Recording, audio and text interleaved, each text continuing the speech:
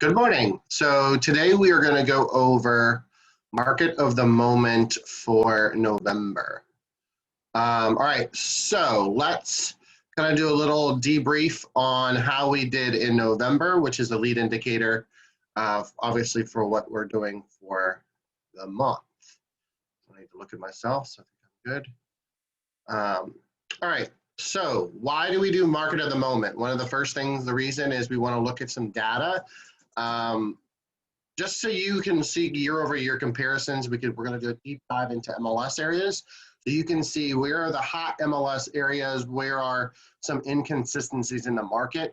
Well, then we're going to go into market share, top brokerages and agents, and then we're going to have just some overall comments at the end. And the goal obviously is to make sure that you're the local economist of choice and rebuild your confidence. So when you're talking about the local market, whether you're on a listing or a buyer, you have that. And then what we always talk about, we know where the puck is going, where we always anticipate things. So, okay. You can't see this, but the dogs are having a lovely discussion.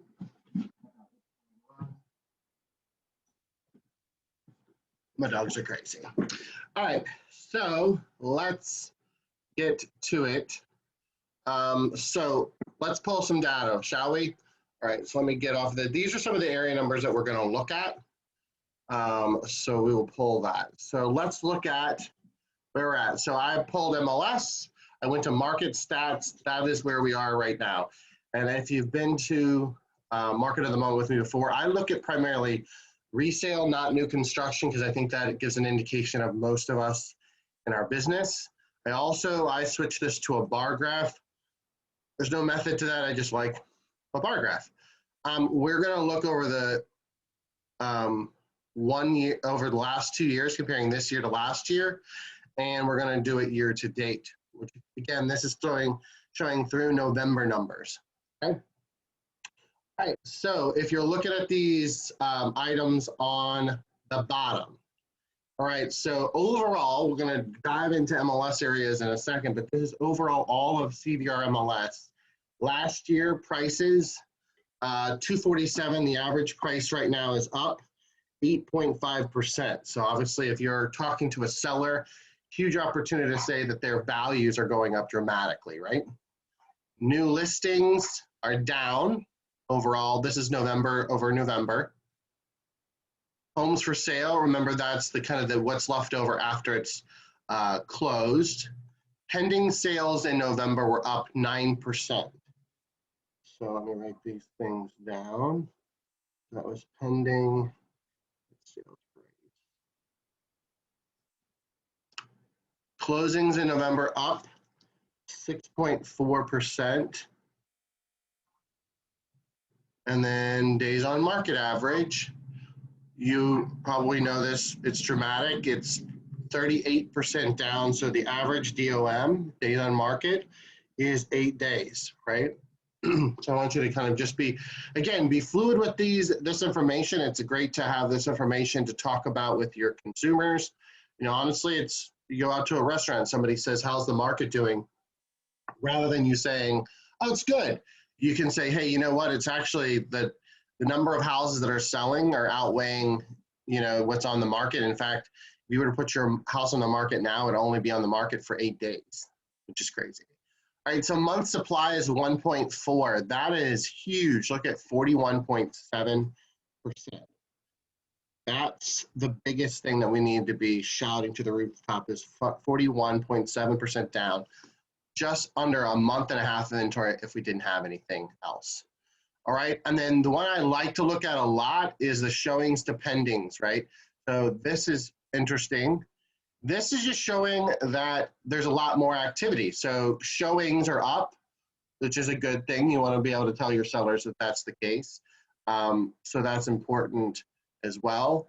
And then we do look at price per square foot. Like I've always kind of preached to you guys, price per square foot in resale is really challenging to use because not all houses are built the same way. So you're not comparing apples to apples. But it does give a little indication of what the value is overall. We're going to see this when when the area numbers show up. So the average price per square foot is 144. And you're gonna see how that really modifies and changes up and down based on area. All right, so that's kind of the lay of the land for what we have overall. Let's dive into some MLS listings, or MLS area numbers. So let's go to the bottom first. Let's do area 64. All right, let's see what we got here. All right, let's go into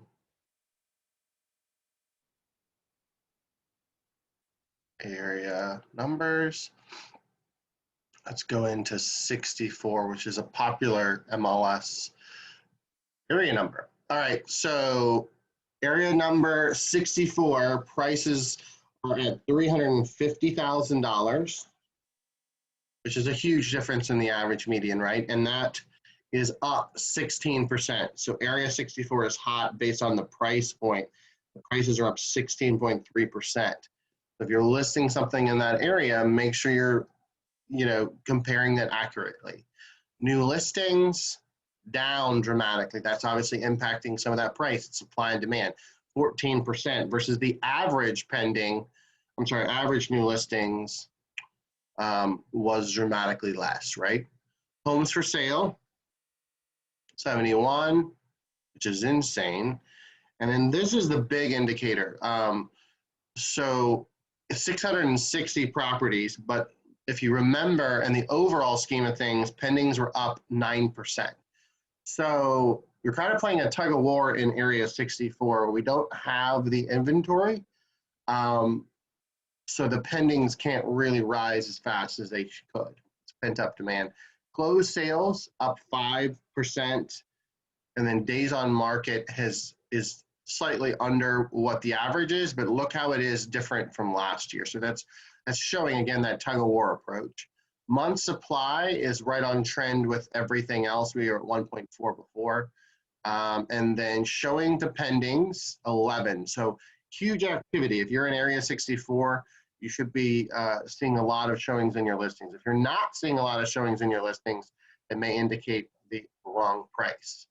And then price per square foot, 143, that's following the trend of the quote, overall arching theme of CBR MLS as a whole, okay? All right, where's the next one? 62. All right, let's look at 62.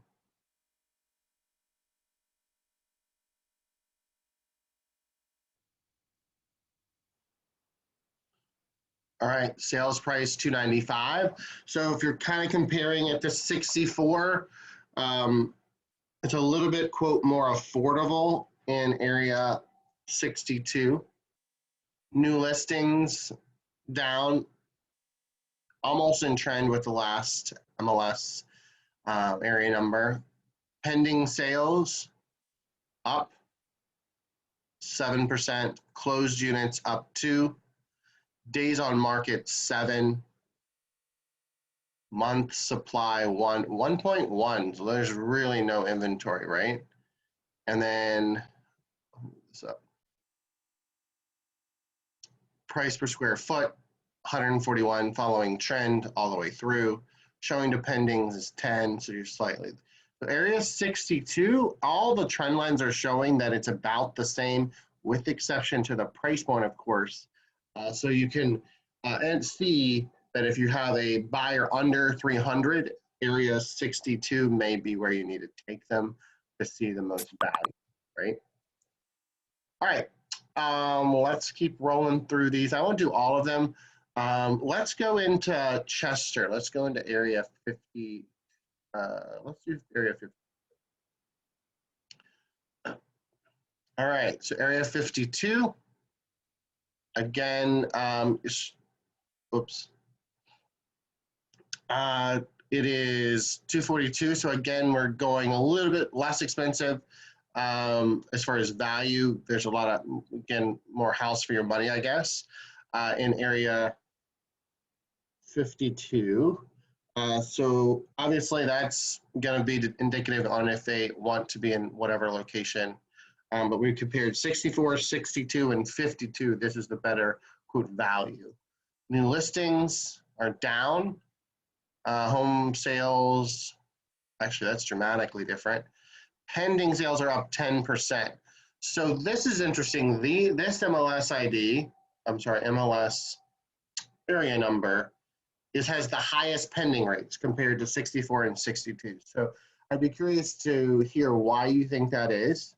Why do you think there's more pendings in this particular MLS area number? And then closed units are up 8%.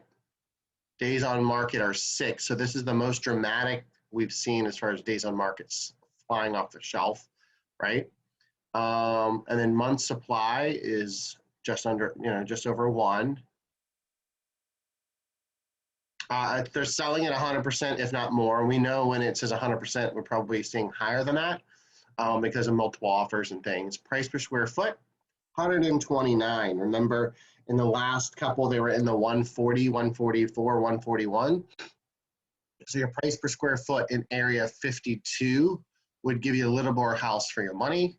And then showings are kind of in line with everything else that we've seen so far. So it's still very competitive. There's still a lot of showings out there. Buyers are actively looking in that space.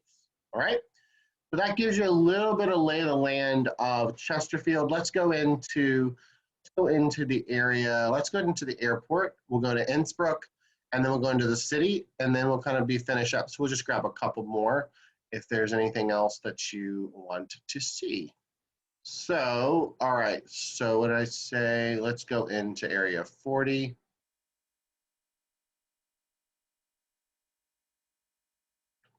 All right, sales price 225. New listings down, pretty much in trend. Pending up 4%. Closed down 2.4%. So that's interesting. In Henrico area 40, it's down. Why do you think that is? Why do you think pending sales are down? I'm sorry, closed sales are down in area 40. I'd be curious to hear what you have to say about that. Days on market is 8, which is huge, dramatic, down 42.9% from last year at the same time. Supply is right on trend, 1.1, 1.2. Price per square foot, 136. So the prices are elevated, but closed sales are down. So what does that mean? What do you think the reason is behind that? And then showings to pendings are up, which is a trend. You can definitely see the market is active in November as far as the pendings versus the showing. So people are actively showing houses. Of course, you guys know that because you guys are showing houses, right? So I'm just curious what you guys kind of think as we go through that. All right, what else we got? All right. And Innsbruck is 34. Let's go to Glen Allen. Let's go to Tuckahoe. Let's 22. All right. Prices are up 6%. Homes for sale, I'm sorry, new listings down. So you can see a huge demand for the 22 Henrico area. Pending sales are up, but they're on trend. Remember, the average we've been seeing is at 3 to 4%, but the arching overall CBR MLS was 9%, but they're not falling too far behind. Closed 2 days on market, down 25%, only on the market 6 days in area 22. Supply is 1 month. Price per square foot, 166. You'll see that's one of the highest ones we've seen in all of the MLS area numbers. So obviously, if you're having someone looking in area 22 and they're kind of getting what we call, that sticker shock moment and the houses are not large enough for them, may indicate to them that area 22 has a very high price per square foot. So they may have to move out into different parts or just be comfortable with a slightly smaller house, right? And then showings to pendings, It's insane, right? 12% or 12 average showings to append, so that's up 20%. So you can see there's a huge demand. So if you list a property in Henrico Area 22, you're going to have a flood of activity and showings. And if you're not, again, it should be indicative to honestly where the price and condition is. All right, well, let's finish up with, let's grab like area 10, area 20. 20. Obviously, this is that beautiful downtown kind of Richmond area.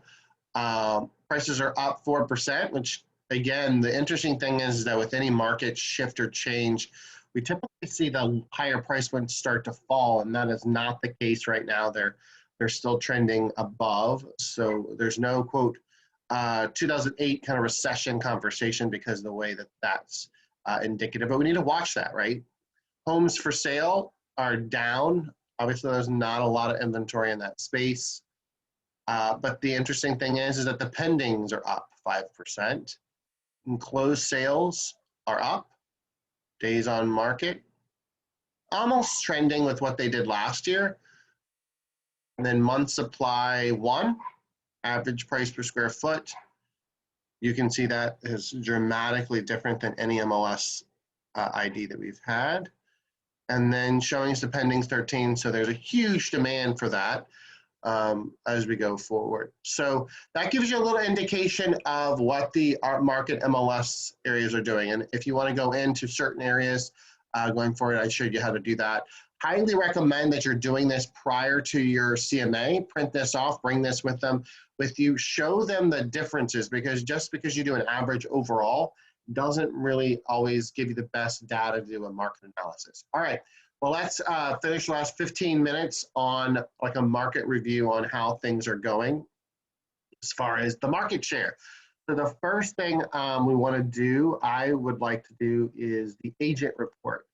So we're going to do year to date on agent volume. And I know this is hard to read. I think the font, man, maybe I'm getting old, is indicative, but we're just looking at some of the agents in the volume. Our goal is not to compare one agent to the other.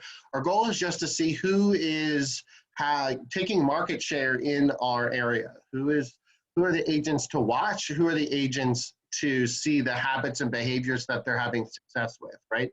So right now, year to date through November, the top agent here is John, and he's got 500 overall units on the list side. You can see that, but he's got a huge amount of volume there.